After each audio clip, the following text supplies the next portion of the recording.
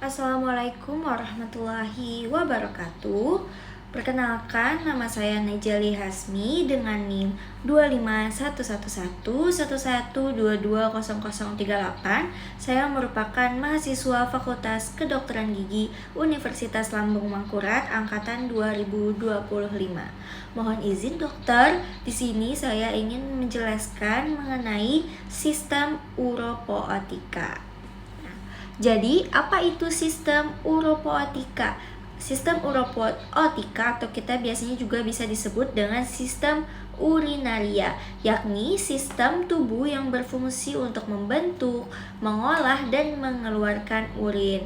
Dan sistem ini yang menjaga keseimbangan cairan, elektrolit, serta membuang zat sisa metabolisme dari tubuh. Nah, pada sistem ini terjadilah proses penyaringan darah sehingga darah bebas dari zat-zat yang tidak dipergunakan oleh tubuh dan menyerap zat-zat yang masih dipergunakan oleh tubuh. Dan apabila sudah tidak digunakan itu maka akan jadilah sebuah urin gitu. Adapun organ utama dari sistem uropoetika. Sistem uropoetika itu kan tadi memiliki peran penting dalam menjaga keseimbangan internal tubuh dengan menyaring darah dan membentuk urin. Sistem ini membantu mengeluarkan limbah metabolik, kelebihan air, serta zat berbahaya yang dapat mengganggu fungsi organ lain jika dibiarkan menumpuk. Jadi selain membuang limbah, sistem uropoetika tadi juga untuk mengatur kadar elektrolit, volume darah, dan keseimbangan pH tubuh. Jadi melalui kerjasama ginjal, ureter, kandung kemih, dan uretra, sistem ini dapat memastikan proses pengeluaran urin itu berlangsung efisien dan tubuh itu tetap berada dalam keadaan yang stabil. Jadi organ-organ dalam sistem uropoetika yakni yang pertama ada yang pertama ada ginjal atau ren yang berfungsi untuk menyaring darah, membentuk urin, mengatur cairan, pH, dan elektrolit. Dan yang kedua yakni ada ureter. Nah, ureter ini merupakan saluran yang membawa urin dari ginjal ke kandung kemih. Kemudian yang ketiga yakni ada kandung kemih atau bladder yang berfungsi untuk menyimpan urin sementara sebelum dikeluarkan. Kemudian yang keempat yakni ada uretra, yakni saluran akhir untuk mengeluarkan urin keluar dari tubuh. Jadi yang pertama yakni ada ginjal atau ren. Nah, adapun untuk tampilan ginjal atau ren ini dia berbentuk seperti kacang berwarna merah tua dan panjangnya itu sekitar 12,5 cm dengan tebal 2,5 cm. Kurang lebih itu dia sebesar kepalan tangan begitu ya. Kemudian pada laki-laki berat ginjalnya itu antara 125 gram sampai 175 gram, sedangkan pada perempuan berat ginjalnya itu antara 115 gram sampai 155 gram. Adapun lokasi dari ginjal sendiri yakni terletak di areal yang tinggi yaitu pada dinding abdomen posterior yang berdekatan dengan dua pasang iga terakhir. Kemudian organ ini juga merupakan yang retroperitoneal dan terletak di antara otot-otot punggung dan perioneum rongga abdomen atas. Jadi masing-masing ginjal ini memiliki sebuah kelenjar adrenal di atasnya. Ginjal kanan itu letaknya lebih ke bawah dibandingkan ginjal yang kiri karena adanya hati pada tubuh bagian kanan.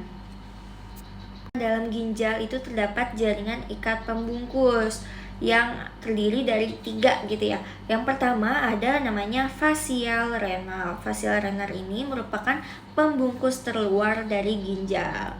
Kemudian yang kedua ada namanya lemak perirenal. Lemak perirenal ini merupakan jaringan adiposa yang terbungkus oleh fascia ginjal. Kemudian yang ketiga ada kapsul fibrosa. Nah, jadi kapsul fibrosa ini merupakan membran halus transparan yang langsung membungkus ginjal dan dapat dilepas dengan mudah. Kemudian lanjut yang kedua yakni ada ureter. Nah, ureter ini merupakan perpanjangan tubular berpasangan dari pelvis ginjal yang merentang sampai ke kandung kemih. Jadi panjang tiap ureter itu sepanjang 25 sampai 30 cm dan memiliki diameter sekitar 4 sampai 6 mm.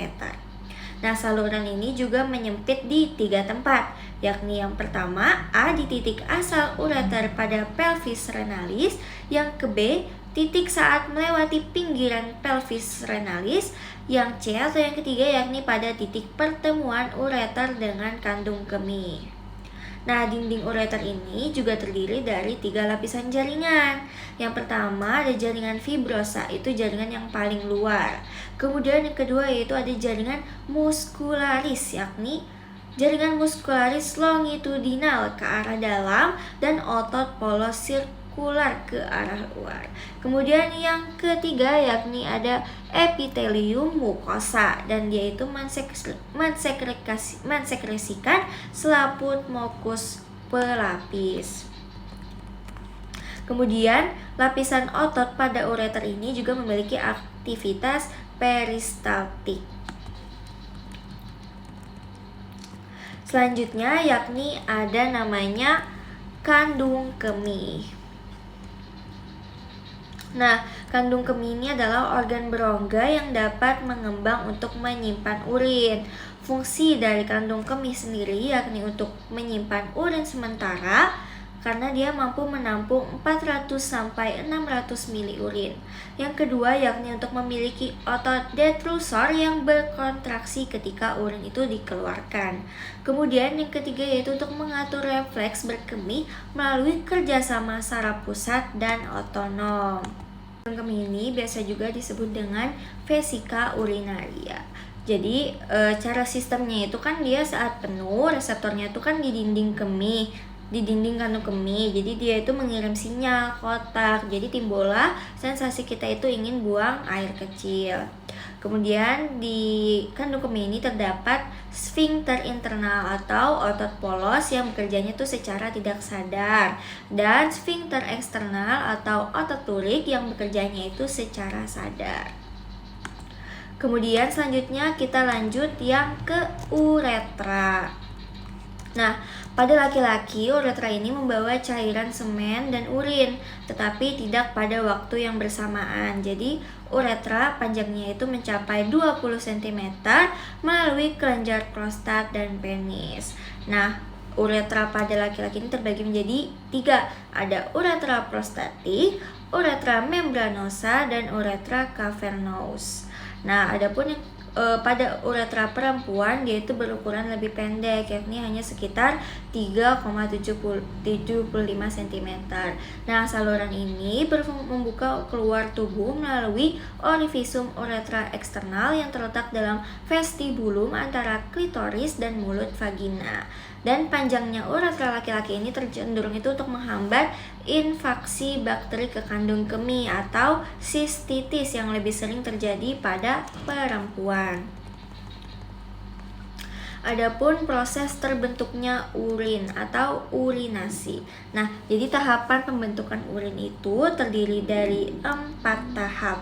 Yang pertama yakni ada filtrasi glomerulus. Nah, jadi darah itu disaring di glomerulus dengan menghasilkan cairan fitrat yang mengandung air, glukosa, garam, dan limbah. Kemudian yang kedua yakni ada reabsorpsi tubulus. Nah, pada zat-zat penting seperti air, glukosa, dan ion itu diserap kembali ke dalam darah dari tubulus ginjal. Kemudian yang ketiga yakni ada sekresi tubulus. Limbah tambahan dan zat-zat berlebihan itu disekresikan ke dalam tubulus, menambah konsentrasi urin. Yang keempat yakni ada ekskresi atau namanya urinasi. Nah, dia itu kan mengalirkan dari ginjal melalui ureter ke kandung kemih, lalu dikeluarkanlah dari tubuh melalui ureter. Jadilah urin yang kita keluarkan begitu. Adapun gangguan-gangguan pada sistem uropoetika. Jadi kan ketika sistem uropoetika itu tidak berfungsi dengan baik, urin itu tidak dapat dikeluarkan secara normal dan limbah itu dapat menumpuk di dalam tubuh.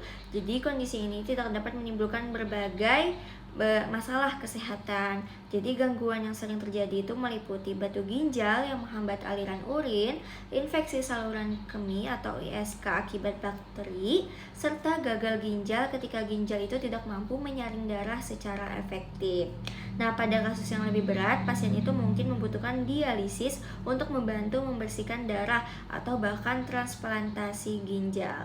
Jadi deteksi dini dan penanganan yang tepat itu sangat penting untuk mencegah kerusakan jangka panjang pada sistem uropoetika.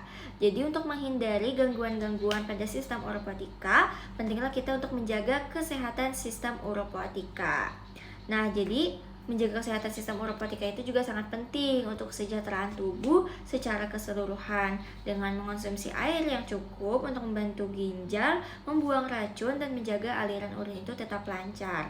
Dan pola makan yang seimbang itu juga dapat membatasi garam, gula serta makan olahan itu juga dapat mendukung fungsi ginjal dan mencegah penumpukan limbah.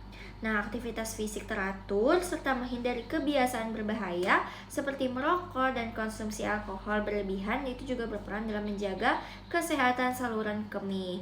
Jadi dengan memperhatikan gejala seperti nyeri saat berkemih, urin berdarah, atau pembengkakan itu dapat membantu mendeteksi masalah sejak dini. Jadi pemeriksaan rutin dan kebiasaan hidup sehat itu menjadi kunci untuk menjaga sistem uropoetika itu tetap berfungsi secara optimal dan baik. Sekianlah penjelasan dari saya mengenai sistem uropoetika. Saya ucapkan terima kasih atas perhatiannya dan mohon maaf apabila terdapat kesalahan dalam penyampaian saya. Wassalamualaikum warahmatullahi wabarakatuh.